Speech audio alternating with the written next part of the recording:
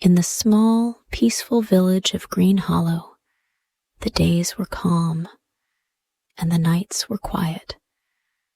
The village, surrounded by tall trees and vast fields, seemed to be untouched by the modern world.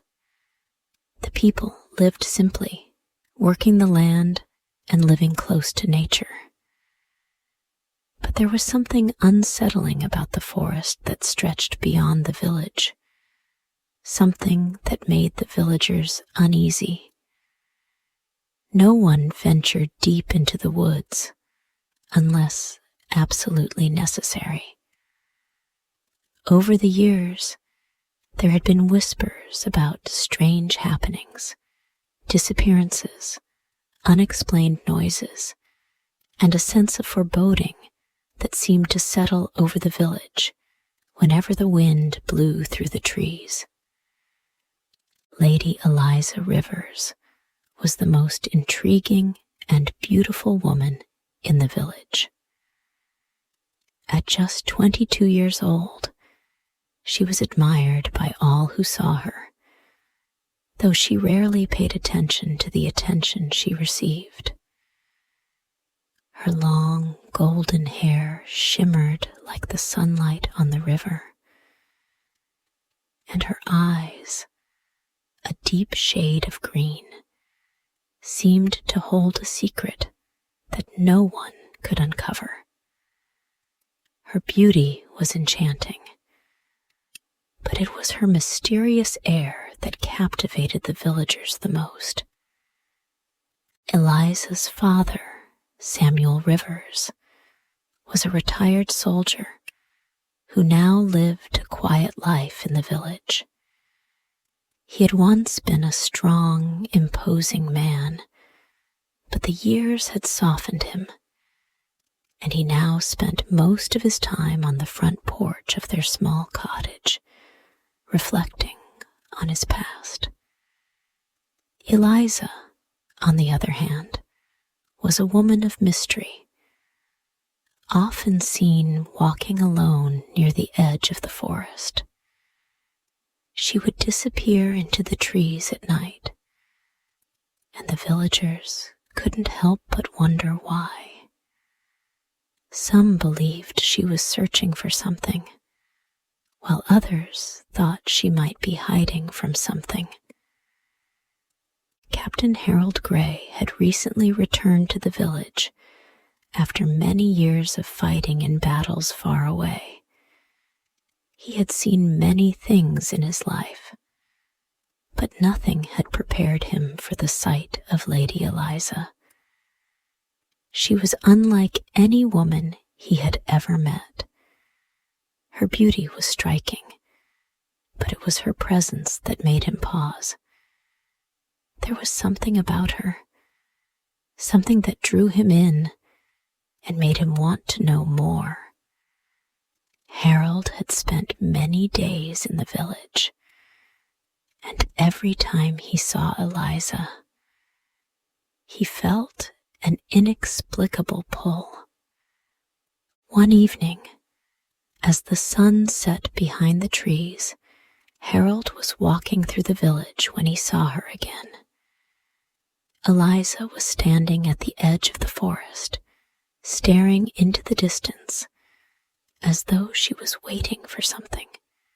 Her white dress fluttered in the breeze, and her long hair cascaded over her shoulders like a waterfall of gold. Unable to resist, Harold approached her cautiously. "Lady Eliza," he said, his voice soft but firm. She turned slowly, her eyes meeting his with a calm yet piercing gaze. "Captain Gray," she replied, her voice as smooth as silk. "I didn't expect to see you here." Harold smiled, feeling a strange sense of connection to her. "I often walk this path," he said, his eyes lingering on her for a moment too long. "It seems the forest has a way of drawing people in." Eliza's lips curled into a faint, knowing smile. Yes, it does. But I've always felt something else here, something I cannot explain. Harold was intrigued. There was a sadness in her eyes, a longing that he couldn't quite understand.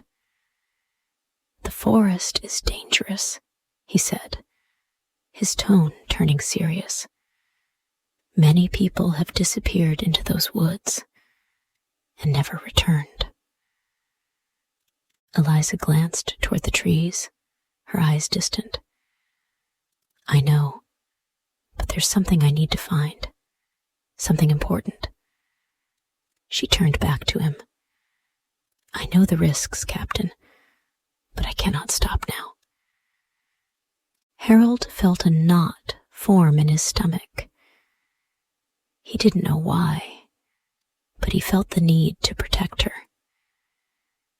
If you ever need help, Lady Eliza, I'll be here. The next evening, as the full moon bathed the village in a soft, silvery light, Eliza once again found herself walking toward the forest. She had a map in her possession, a map that her mother had given her before she died. Her mother had always told her that the forest held secrets, secrets that only Eliza could uncover. But as much as Eliza had tried to ignore it, something inside her told her that the time had come to face whatever lay hidden in the depths of the trees. As Eliza walked, she felt the familiar pull of the forest.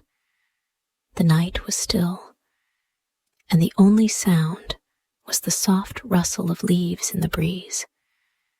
She was almost to the edge of the forest when she heard footsteps behind her. Turning, she saw Captain Harold Gray following her. You shouldn't be out here alone, Harold said, his voice full of concern. Eliza didn't answer right away. Instead, she stared at him, her gaze piercing and intense. She was not afraid of him, but she could sense his concern. I need to go, Captain, she said quietly. I have to find something. Harold stepped closer, his eyes softening as he looked at her. Let me come with you. The forest is no place for someone like you. Eliza hesitated, her heart racing. She didn't want to admit it, but there was something about Harold that made her feel safe. I'll be fine, she said, her voice gentle but firm. But thank you. Harold studied her for a moment, then nodded. If you change your mind, I'll be right behind you. Eliza smiled faintly, grateful for his offer. As she turned back to the path that led into the forest, Harold stood still, watching her with a sense of unease. He didn't know what it was, but he couldn't shake the feeling that Eliza was walking toward something she couldn't escape. The following day, after her late night adventure, Eliza returned to the village with a sense of purpose. She was determined to find whatever secrets the forest held, but there was a part of her that knew the path would not be easy. She had been warned countless times by the villagers, but it was her mother's dying words that echoed in her mind. Martha Hale, the village innkeeper, was one of the few who understood Eliza's connection to the forest. She had known Eliza's mother, a woman of great wisdom, and she had always cautioned Eliza about the dangers that lay beyond the trees. "Eliza, you must listen to me," Martha said, her voice urgent as they sat in the warm, cozy inn. "The forest has taken too many lives already. It's not just a place of mystery. It's a place of danger. You don't know what you're dealing with." Eliza sat across from her, her fingers lightly tracing the edge of her teacup. "I know, Martha, but my mother spoke of the forest often. She said that it holds something of great importance to our family, something I need to understand." Martha shook her head, her eyes filled with concern. "I understand your need to know, but sometimes, Eliza, it's better not to seek out what's hidden. There are things that no one is meant to find." But Eliza's mind was made up.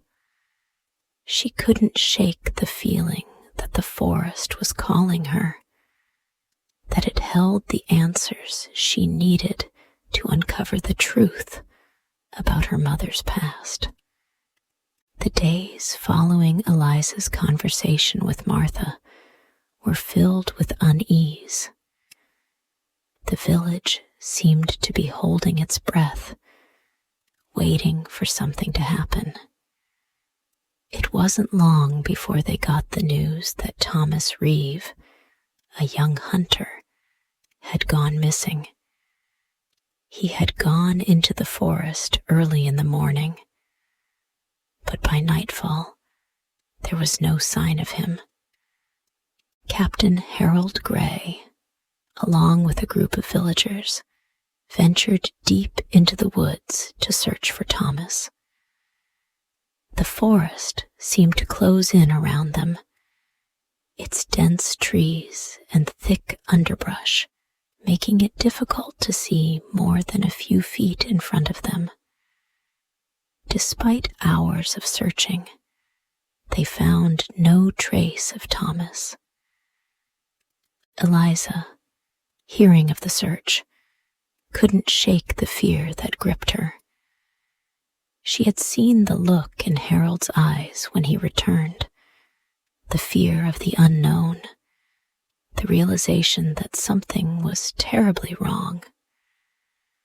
She knew that whatever was in the forest had claimed another life, and she couldn't help but wonder if she would be next. Now from this point, the story will be continued in the next part.